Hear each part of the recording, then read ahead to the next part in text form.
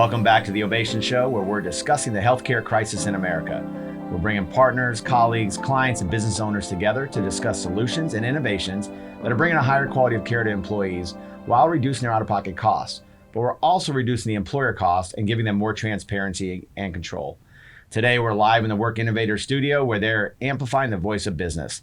And today we're going to discuss innovations in the healthcare space surrounding reference-based pricing. And to talk about that today, I brought in Patrick Martell with ClaimDoc, a great partner of Ovation. Patrick, welcome to the show. Thanks, Dan. Appreciate you having me. Thanks. So I guess kind of give your background first. I mean, you're in reference-based pricing now. I know you came from Sun Life, which I did. I have to say, I've got more friends that are great in the business. Chad Alberson is our captive manager with Echelon Risk.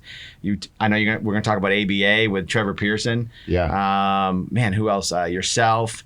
And Andrew McNerlin with EBS, all Sun Life, so they hire well. They do, yeah, especially when we meet up at conferences like SIA. It's an old reunion. Yep. So, yeah, no, I started in the industry back in 2009, was a college hire, was one of 25 they brought on within 2 years. 5 of us remained. It was a great place to cut our teeth doing both reinsurance and the ancillary on that. So, but I was there for roughly 7 years. After that, decided to try something a little bit more challenging, a little bit more niche in the market. So reference-based pricing really appealed to me in terms of the methodology, how they're attacking the market, and really is more specialty than instead of the race to zero, can really impact the bottom line for employer groups. So we talk a lot about impacting the bottom line on a health plan because it is a top 3 to 5 expense of most companies. It is, yeah, usually number 2. Yep. And so things that we can do to do that. Most companies are used to, I'm getting a 10, 20% increase every year. We suck it up, we negotiate it down to 5 or 10%, and we deal with it. And that's not sustainable. So let's talk a little bit about reference-based pricing. We're seeing it everywhere. We're hearing a lot about it. What is reference-based pricing? So reference-based pricing compared to the traditional PPO model. PPO, we consider that top-down. So you're taking the bill charges that the provider submitted, offering, say, a 50% discount for that PPO network to arrive what the allowed amount that the plan is going to pay. Instead, reference-based pricing is bottom-up. So you're referencing Medicare, which hospitals are already accepting. It's pretty much their break-even cost, and we're paying at a percentage over that, usually between 120 to 150, depending on the vendor that you're using. So it's top-down versus bottom-up. Really seeing roughly about 25% savings off the medical spend itself, and trending at 1.8% on an annual basis. I think when we talk about networks and PPO networks, everyone has a comfy feeling about them and say, yes, this is, I love that logo. And one of the things that we realized, we did the numbers not long ago, we looked at Medivy, and we started pulling up hospital rates in the area, in the Dallas-Fort Worth area. And hospitals are charging 600 to 850% Medicare. So that's 6 to 8 times what Medicare pays for a service. Yes. And that's when people get those bills and they look at their EOB and go, a box of Kleenex was $1,000. Yeah. Oh, yeah. But wait a minute, there's a discount. It's a Blue Cross discount, and guess what? It's 60% off of that. So now I'm only paying, $300 for a box of Kleenex. Yes. Whereas with reference-based pricing, what I'm hearing is if Medicare is paying $100, we're only going to pay $125, $150 for that box of Kleenex. Exactly. Yeah, that's more along the lines. And then I would say nationally, Texas is a little bit higher in terms of the bill charges. After PPO discount, it's around 258% of Medicare is where it's equating out. But also the Northeast is much less egregious. States like Texas, California, Nevada are higher, much higher in terms of bill charges. And like you mentioned, DFW, simple knee replacement can range from $50,000 to $250,000. No correlation to quality. Just that big of a range from what they can charge. So when I look at reference-based pricing too, I'm going to use an example. So I sat with a hospital CEO, who was a friend of mine a couple years ago, and I brought up and said, what do you know about reference-based pricing? And he goes, I don't know what that is, which really surprised me. And then I said, okay, so I explained to him, I asked him the first question, Medicare, when you're paid a Medicare, do you lose money? And he said, no, we profit on it, maybe 3 to 5%, not a lot. Yeah. But we profit on it. And I said, okay, so reference-based pricing takes Medicare, and I said, now we're going to add to it. If I could pay you 50% more than that, 150% Medicare, and I paid you within 30 days, would you take? He goes, I would take that all day long. And so that's that profit show, that they're willing to accept it.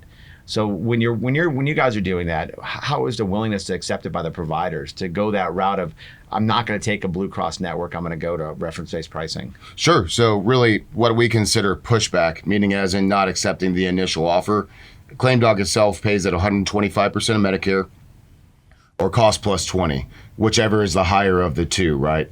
So we are willing to extend that offer. Like you said, we pay within 2 weeks. And that pushback, though, is really about 2% balanced bill rate, meaning as in they're getting a balanced bill on the back end. But since we're proactive in our outreach on elective, sometimes they're coming back about 3% of the time saying 125 is not going to cut it. We need to look for an additional payment. So we have it built into our plan where we can pay out a higher amount for a center of excellence, a more complicated type procedure. So we are willing to do that as well. That kind of goes into, we talk a lot about in our mastermind and among our colleagues about, the right care at the right price at the right time. Yeah.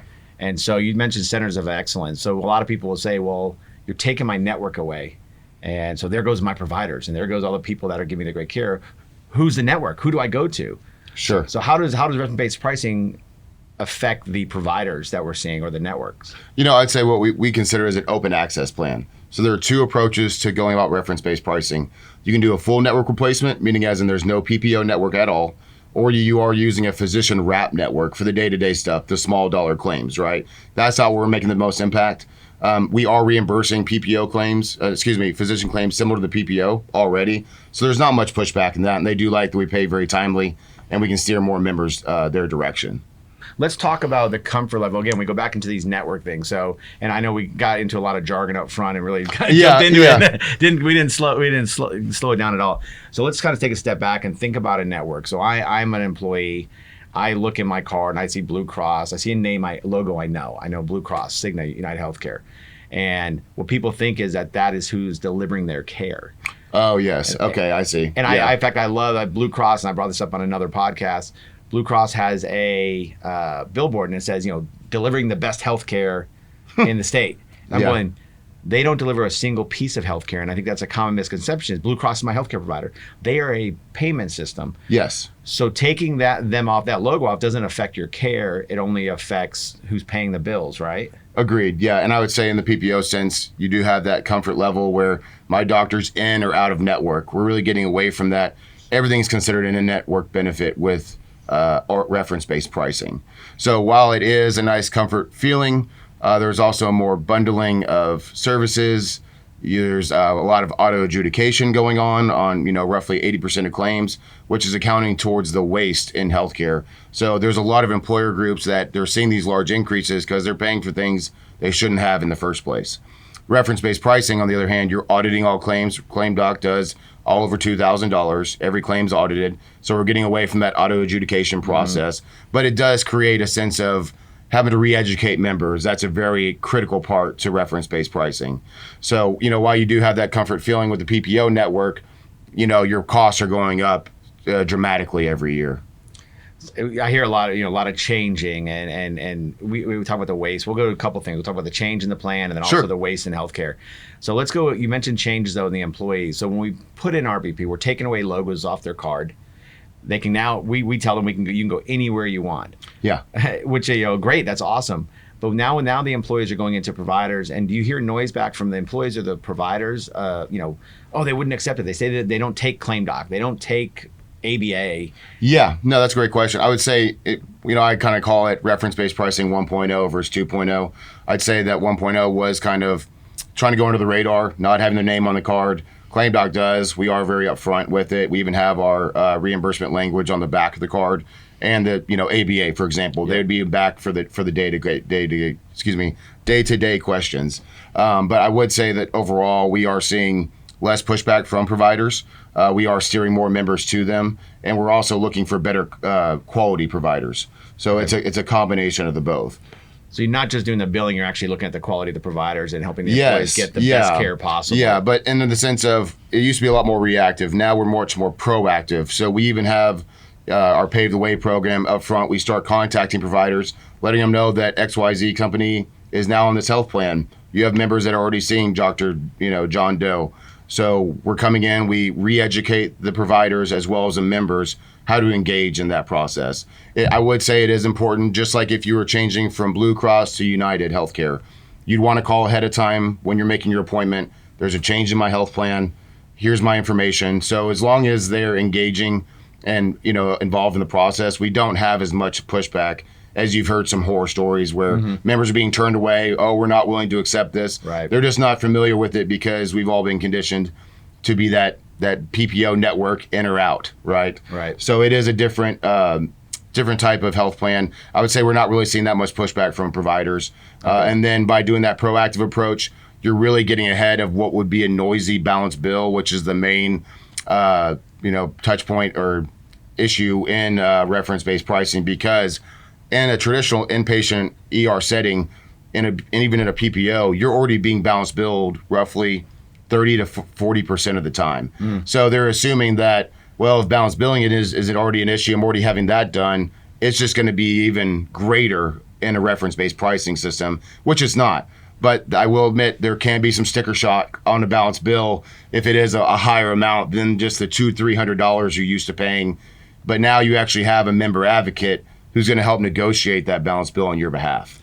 You know, I talked to a prospect not long ago, school in East Texas, and they put in reference-based pricing, but basically, it was one of those things where the broker said, hey, look, you're going to save 25%, put it in there, and then said, go for it. Good luck. Yeah, good luck. And so, of course, they hated it. They had a lot of issues and so on. So I think communication and really being involved with the employer. Oh, yes. So talk about your involvement with the employer as far as not just initiating and putting it in the beginning, but then, for the year long and the next year. And how do you guys handle that administration throughout the year? Yeah, so we have a dedicated implementation team that works alongside account management once a group is sold. What that process is going to be is getting everyone on the phone, having a good conversation, making sure everyone understands the new plan that we're implementing. But more importantly, it's approaching the employees who are the biggest crux of the issue. If they don't understand it, it's not going to be successful. So really, we do your traditional marketing information, education in terms of flyers, things in the break room. But we also have employee educational videos that are fifth grade understanding, cartoons, within 5 minutes, even explain what an EOB is to what to do with the balance bill. So there is that re-education process. And I would say with our Pave the Way, reaching out to these doctors ahead of time lessens the chance of any issues if you weren't paying attention during open enrollment meetings. And as you and I know, maybe someone looks at their benefit package for maybe 5 minutes. Yeah. So really, it's waiting till healthcare happens a lot of the times for some of these groups to understand how it really works. But really, we try to pose it as you can go where you'd like. It's up to you. If you want to still go to your same doctor, that's fine.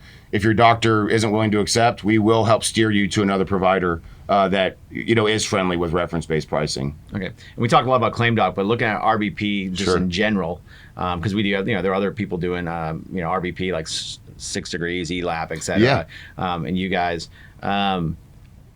Being proactive, I know this from experience, being proactive, going in and saying, hey, you're having a baby, you're going to have the knee surgery. We have that opportunity to go in and negotiate ahead of time what we're going to pay. But what happens when we go to somebody like, and I know for a fact, Baylor Scott & White is they're hard to get into RBP. They're fine on the proactive side, but when it's reactive, somebody had a heart attack, goes to the ER, now there's this huge bill. How do you handle that and negotiate that? Because that is one of the pushbacks we see from employers going, the balance bills from like Baylor Scott & White are ridiculous, and they're not willing to negotiate, it seems like.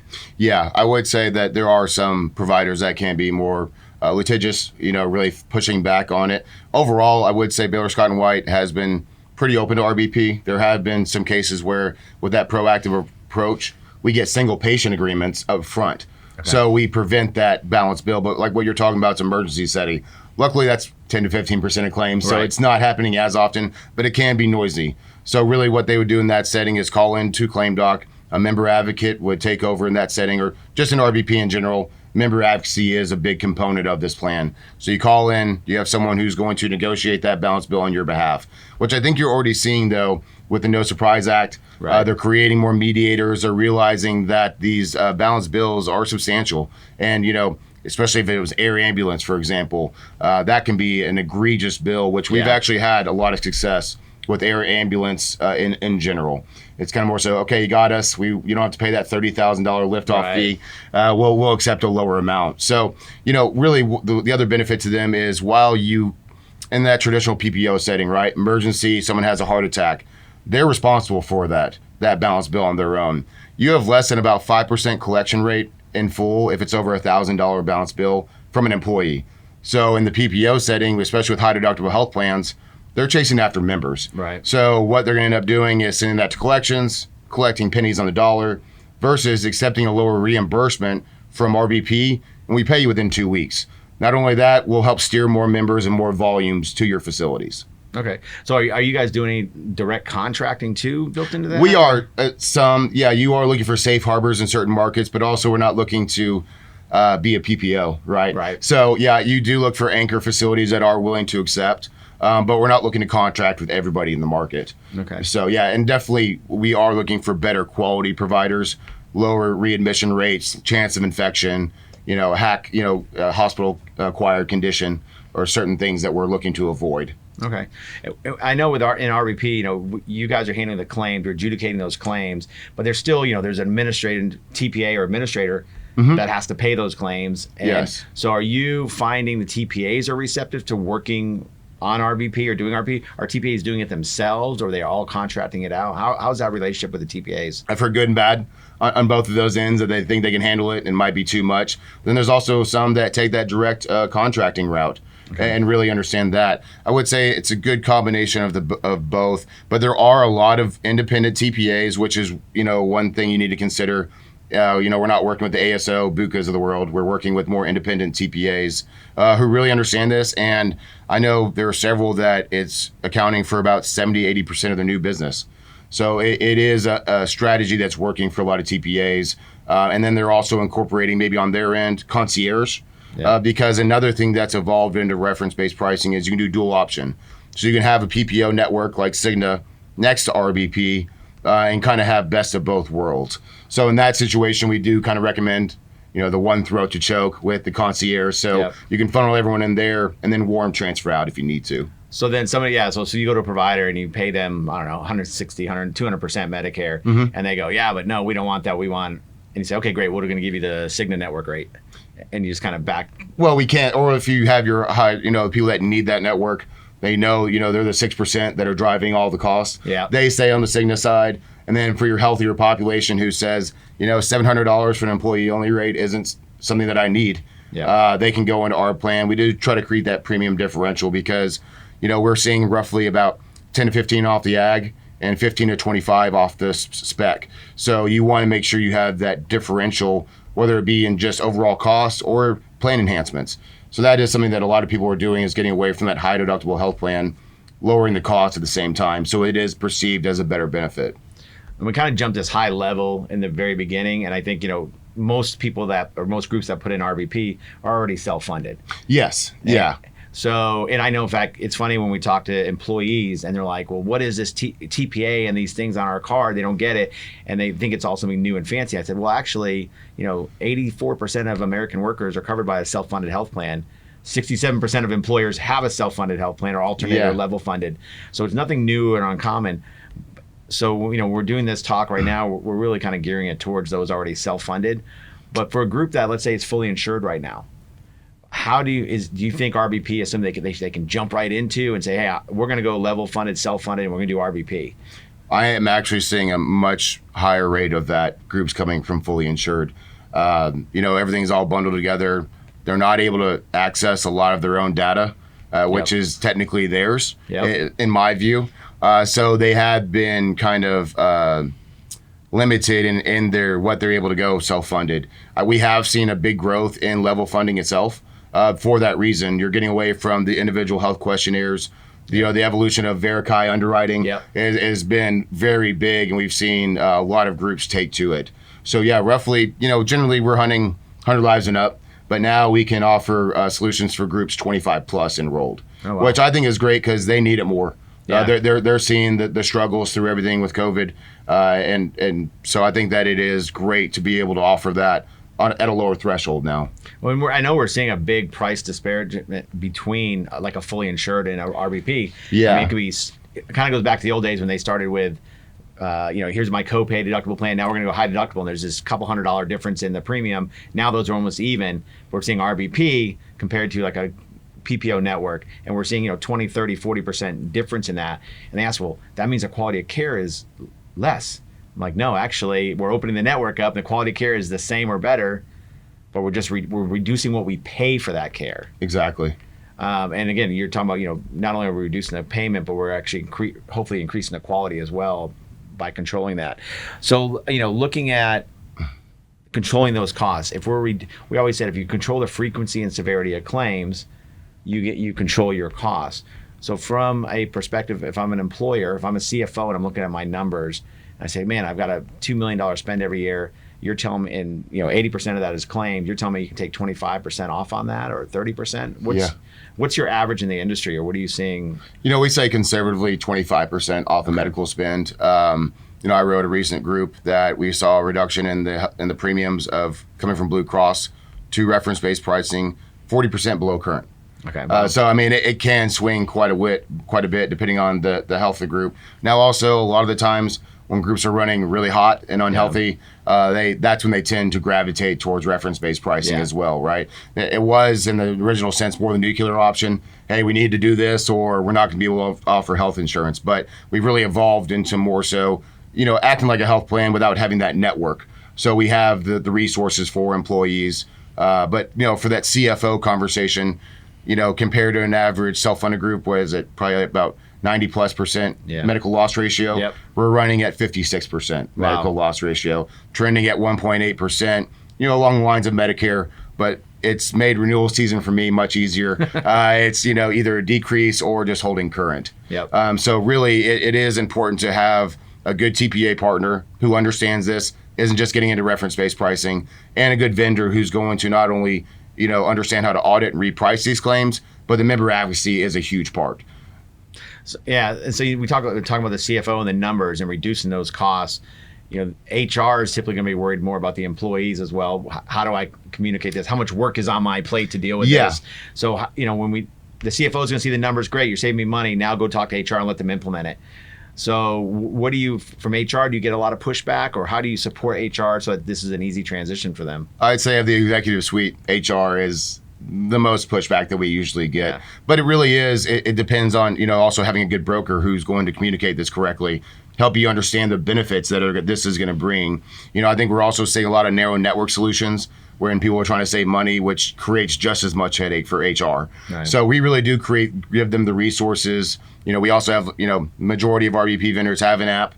So it kind of, when members are coming in, asking questions, you can redirect them that way. And then the ongoing drip campaigns are very big. So we are constantly re-educating the first year to make sure they understand this. I would say for HR, it would be a little bit more, there's that claim lag, right? So the first 2 to 3 months are pretty quiet. Yeah. So I would say the next quarter, though, could be a little bit more work in terms of if Joe was sleeping during open enrollment and wasn't listening and just got this big balance bill, then they can contact ClaimDoc and redirect him to us so we can take over from there. We're going to take a quick break and get a word from our sponsor, and we'll be right back. This episode was brought to you by Handle Health. Handle Health is a price transparency search engine that can save self-insured employers thousands of dollars on their healthcare spend. The Handle Health app makes it quick and easy for employees to shop for healthcare and find the best value services. For more information, visit handlehealth.com. And we're back, and we're discussing reference-based pricing with Patrick Martell at ClaimDoc. So Patrick, when we ended a second ago, you kind of mentioned brokers. So I guess brokers are the ones that are going to bring this to their employer. Yes. What is the broker's response? Do you see more brokers and consultants getting into this? Do you see them shying away? What's that conversation you're having with brokers? I would say when I first entered the market in 3 years, it was more shying away from either a combination of just not knowing the real players in there, but more so usually maybe inherited a group that had RVP that it didn't go well, right? Or they were promised things from a vendor that didn't really happen. So I would say it's usually because they had a bad taste in their mouth from a prior vendor, and how you can approach this differently. So I would say they are the key to this. They need to make sure, like you said, they aren't just going to promise them 25% savings. This is just going to be business as usual. You need to be upfront about the challenges with reference-based pricing, really helping drilling down what to do with the balance bill and what that really entails. Okay. Do you see more like our next gen mastermind group of brokers, which is a national, small group of brokers? We are embracing RVP. In fact, we're really pushing that out there. Do you see it's mostly smaller boutique consultants and brokers that are doing it, or do you see it in the big houses, the Marshes and Locktons as well? I'm seeing the March and locked-ins. They're getting into it now too. Yeah, they are. I think that they're realizing it. Now, granted, it's maybe for the larger shops going to only be about 5 to 10% of their block. Right. But for the Marches and locked-ins of the world, that's still pretty substantial. Okay. And I think that they are starting to come around to the idea, especially now that we can do dual option down so much lower. That kind of gives them a segue where, hey, this is not going to risk me losing the group as much. They can transition and then for their plan, really see side-by-side comparison to how we performed. Right. So, but no, I would say when I first started, it was more boutique. But no, we're seeing not only just progressive brokers, but ones that have traditionally only worked in the BUCA space, understanding that this is a solution that needs to be vetted out properly. And, that is one thing we go through, very strenuous things with these bigger shops to make sure we do what we say we're going to do. And so do you see when these opportunities are coming up, is it typically a client, they're bringing you a client that, man, they've had huge claims, we got a lot of pain points we have to address? Or do you see it more like, well, no, things are running smoothly, but we think we could just reduce costs further? Do you see, is it more of a panic move or is it more of just a strategy? I would say it's probably 60-40 panic versus strategy. Okay. The groups, that's what I always recommend when you're running really well. You definitely need to look at this. This is also sometimes a little bit longer sales process. Takes some time to marinate. So roughly, anywhere on average about 18 months. So there's a lot of groups that I'm selling this year that was first look last year. So I would say you're seeing more progressive brokers really gravitate towards this. And it's a great prospecting tool for them to get in the door to talk to clients, right? Yep. So yeah, I would say that I do look at a lot of ugly renewals, 30% up on that. But there's also some groups that are just looking at it. There might be a better fit for us. You would definitely say in terms of industries, blue collar, gray collar seem to be more of a natural fit, kind of what you would align with P&C. The dirtier the job, the better. But we are seeing a lot of vertical growth within healthcare itself. So a more specialty niche, maybe like an allergy group or that's private equity owned, or also like home hospice, for example. Yeah. So I think you're seeing it transition more into the white collar space. Now, granted, we're not really working with attorney firms or high-tech companies that are already paying for the cost themselves. So, yeah, I would say that if they are having issues with retention, low participation on the plan, meaning they can't afford it, are some kind of higher level indicators to me that this is going to be a good fit for them. We talk about retention and we talk a lot about cost and reducing costs, but really, when you're reducing the claims costs, you're reducing the overall cost of the plan, and hopefully you can feed some of that back to the employees, reduce their costs. Yes. And then again, have better retention, have maybe higher participation in the plan, help your employees more. Do you see participation increases? I mean, we do. Pretty significant. Costs? Yes. Yeah. The lowering the cost is always kind of a given, but no, I have seen a significant uptick in the overall participation. So maybe one that was even borderline, below 50%, going back to where you need it at that 75% participation. We've got a client, so going in the broker side of things, and then even on the RBP, we have a client that we picked up last year. And so we went in, did a pharmacy consulting carve out just for them. We went in and analyzed their pharmacy. We said, well, we knew we could save them 40% of what they're paying on pharmacy. Turned out that came out 72%, which was wow. huge. So that's kind of doing that. Yeah, that's treating it kind of like RBP. But in that group, when I met them, my first question to them, they were self-funded. And I said, oh, that's great. You've taken a good step. What do you know reference-based pricing? And he said, oh, we implemented that 2 years ago. And I said, oh, your broker brought it to you? No, broker didn't know anything about it. We brought it to him. Yeah. He didn't know how to implement it, so we did it ourselves. And so we talk about the cost savings. The reason I'm bringing that up is because they look at everything from revenue, and they said, okay, our health plan costs us 8% revenue, 8% of our revenue. They implemented reference-based pricing. It dropped to 5% of revenue. Wow. Huge increase. Decrease in just a couple of years. And then we put in the pharmacy. Now they're running at 2% revenue. Wow. So it shows incredible. When you take control of your claims, your spending, whether it be health, medical, pharmacy, you really can have that reduction. And now their employees, of course, they're paying more towards their employees' plan. Their employees are actually getting better care, being directed into better care. Yeah. So and then with that one, we put in ELAP. Of course, there's ELAP, there's 6 Degrees, there's ClaimDoc. Is there a difference between any of these vendors? What do you see?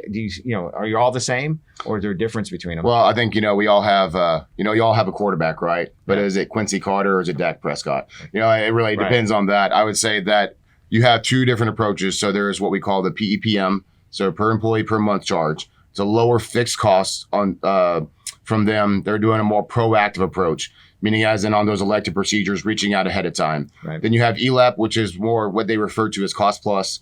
It's percentage of bill charges. It is a higher amount, which is, we're on a similar structure, but much lower than ELAP. I'll get into that. But for the percentage of bill charges, usually it's just more reactive. They're not doing anything on the front end. They're just handling it all on the balance bill side. Okay. Now, but the problem with the PEPM is they don't have that legal protection. But ClaimDoc is a hybrid of the two. We've been doing that way since 2013 when we started. So we are reaching out ahead of time and then still having what is called true co-fiduciary protection, meaning as in we're assigning ourselves as financial risk for negotiating that claim. So a member calls in, anything above their patient responsibility, they're not responsible for. Right. They pay that, we negotiate it. If it is paid out at a higher amount, that goes back to the plan. So it's worked into that way. So I would say, yeah, we do have, compared to ELAP, some caps in place. They don't cap their fees. So emergent care is capped at $50,000, elective procedures 25. And then if we have that direct contract in place, we lower that from 10% to 6%. Okay. So yeah, I'm coming in roughly 40 to 60% below ELAP on a fee structure. Okay. And then we're doing that more proactive approach. Now, the PEPMs are going to come in much lower. Right. But without that legal, that's really going to be on the end of the employer if it ever did get to that point. You mentioned legal, and that's always an issue that comes up. So Yeah. we talk about legal. We don't want to have legal issues, but it Yeah. does happen. And It does. I know in RVP it's very slim and very seldom happens. But talk a little bit about that if it goes to legal. So I'm an employee, I get a balance bill. And first I shit myself and go, oh my God, I owe $40,000. Yeah. And then I call HR and I complain to HR, this plan sucks. And HR says, no, hold on, we'll get this handled for you.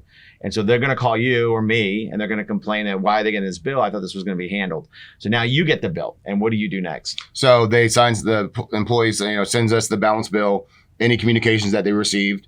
First thing we do is send a cease and desist to the provider. You're no longer dealing with Joe Blow. So no more collection letters. Yeah, no more collections. Don't hassle our employees. Hassle the employee. You deal directly with us. So we take them out of the equation. They pay their patient responsibility.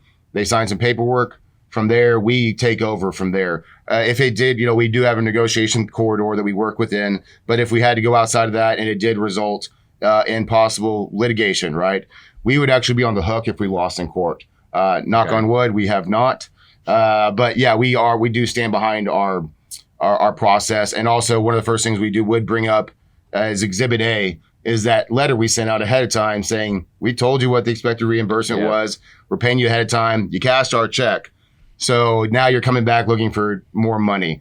I would say the more common ways that you're seeing balance bills are, if an anesthesiologist breathes on you, radiology, things of that. But that's happening anyways. Yeah. That's already happening in the PPO setting. But yeah, like we mentioned, it could just be like a $40,000 bill, much higher.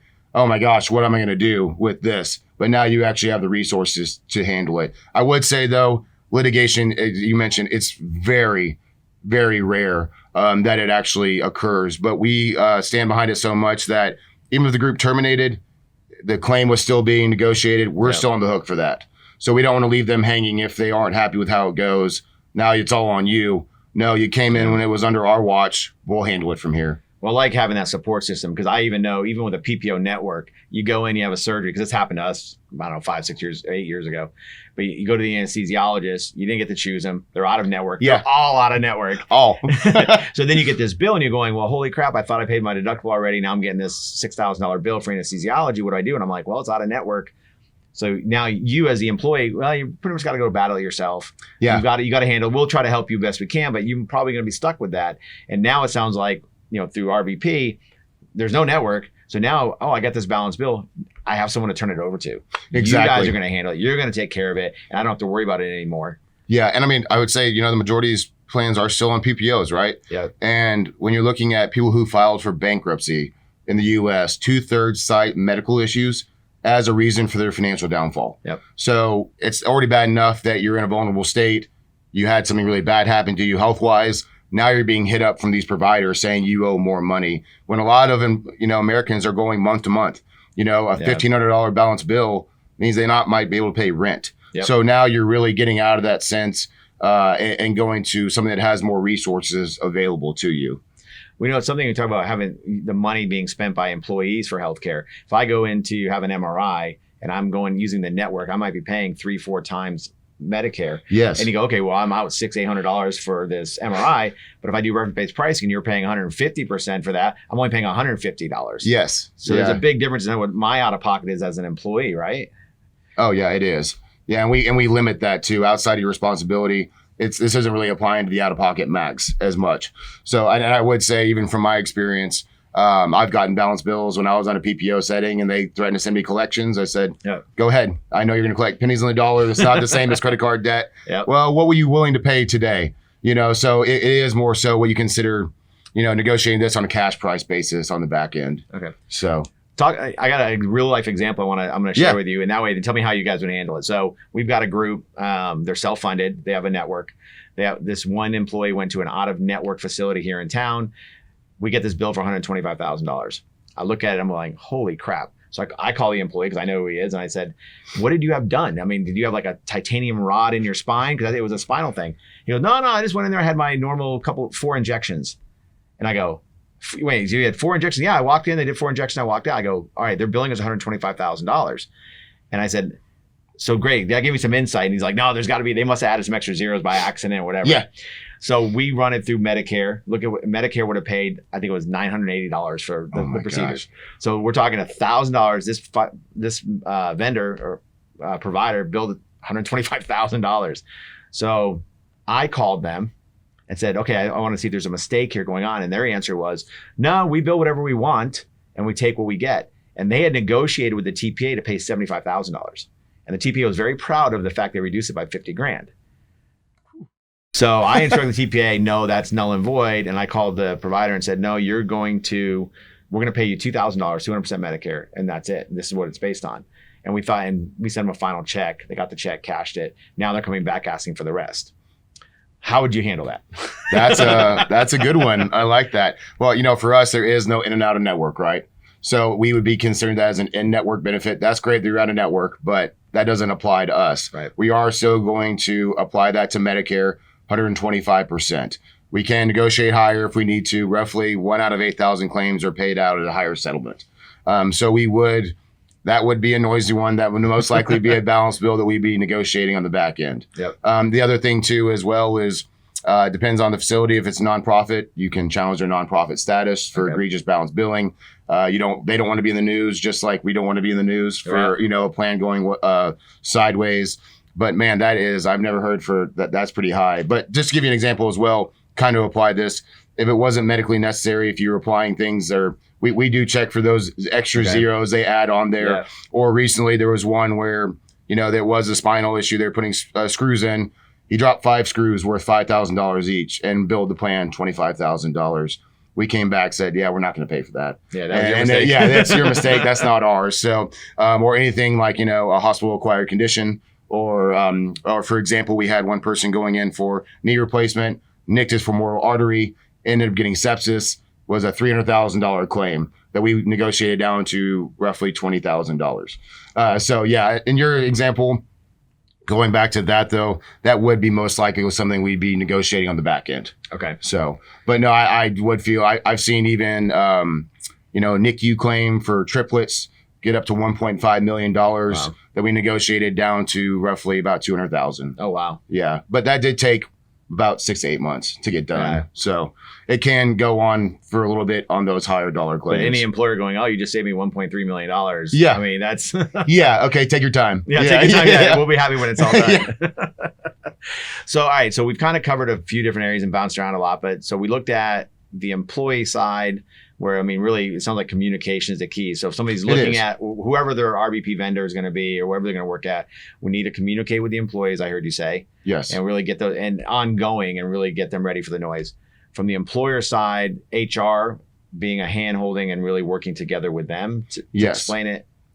And then, going to the main thing, the CFO, we're talking about costs. We're talking about true hard costs, reducing the frequency, severity, and claims, bringing costs down, true dollars, almost taking from an OPEX to a CAPEX. I mean, from a plan perspective. Yeah. But I'm a CFO and I'm sitting there and I'm going, okay, I've got a $5 million spend. You're telling me you can get it down to a $3 million spend.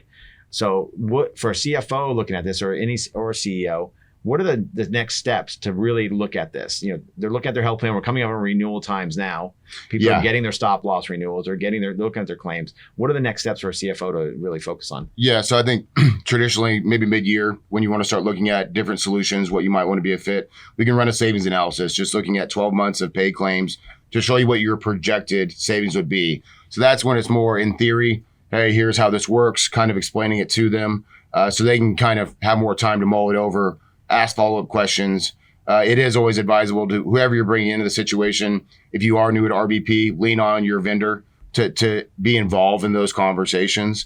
But really rubber meets the road, Dan, when they go to stop loss. Yeah. We do stop, we will help market on the back end. We do have preferred carriers who do understand, our contract language, how much time we need to keep it open for over a year. But I would say that once they see those premium reductions is when it becomes more from theory to how do we make this work. That's generally what we're doing high level. If we get asked by that's the thing, we get asked by stop loss carriers, wow, their claims are getting out of control, their claims are high. What are you doing to reduce those claims? We always focus on the pharmacy because it's an easy low hanging fruit to change. Sure, yeah. But we have a group right now that we're trying to get them to look at RBP because their claims, they have no turnover. Everyone's aging out of the plan. They're getting older. Claims are getting higher because of the aging of the group. And so we're like, yeah, really RBP is the way they need to go. And so now it's just working with that employer to hopefully get them on board. Oh, yeah. And then one other thing I forgot to mention was really be upfront about look at their provider utilization. Have your vendor analyze that and see what their experience has been so that if they come back later and say, well, you said that this is accepted, but Baylor, Scott & White isn't taking this. Well, you can reference back. Now, we told you it was a little bit higher pushback. Yeah. Be very upfront with the challenges and within how you're going to strategize to work around that, steer around those type providers. So that brought up a good point. Actually, something made me think, let's say I have an employer employees are all pretty centralized. Yeah. And I'll use an example of a municipality. That's one of our clients. Everyone's very centralized. Everyone lives and works and goes to the healthcare in the same general area. So to make less noise, can you reach out to the hospitals, the providers? You look at their claims list and go, wow, 90% of the people see the same 5 doctors. Yeah. Can you reach out to them and really talk to them and help the doctors understand everything? Is that something ClaimDoc is? Yeah, I would say that is something we stand out and differentiate in the market. We're not just faxing a letter out. A lot of vendors are just kind of notifying and waiting for them to casting that reel, seeing what bites and comes back. But we're getting past the front desk people, talking to rev cycle, helping them better understand. So we take their top utilization during implementation and start that proactive outreach because we don't want to try to go under the radar. We want to be very upfront. As I mentioned, ClaimDoc's on the card. Yep. So we are very adamant about being forthright about what we're paying these providers. So I love this. I mean, reference-based pricing has been around for a while. People are just now hearing about it. Yeah. But I think it's great, and we're seeing more and more vendors coming into the space now, which I think is great. In fact, when I met ClaimDoc, I think a couple of years ago, you guys weren't even in really Dallas yet. Yeah. And suddenly now I'm seeing, you guys are everywhere. We are. Yeah. So I love it. And you are working with one of our top TPAs, which is ABA. Yes. And they kind of adopted real early on to. They did. Yeah. They've been doing it for 6 or 7 years now. Yeah. They were working with another PEPM vendor that they were having some issues with on the balance bill side. We already took over one of their groups, and from what I've heard from Trevor, and you really helped me out here. Yeah. So you made all the noise go away. So I do think you get what you pay for in reference-based pricing. So that is the challenge and the appeal of the PEPMs. We're already talking about fixed costs here, reducing the spend. So there is more appeal to that, but I would definitely peel back the onion and see what they're really doing in-house versus outsourcing just to another firm. So I think we end this kind of, realizing that, again, we're all in this together, and it's real partnerships with the clients, the employer groups.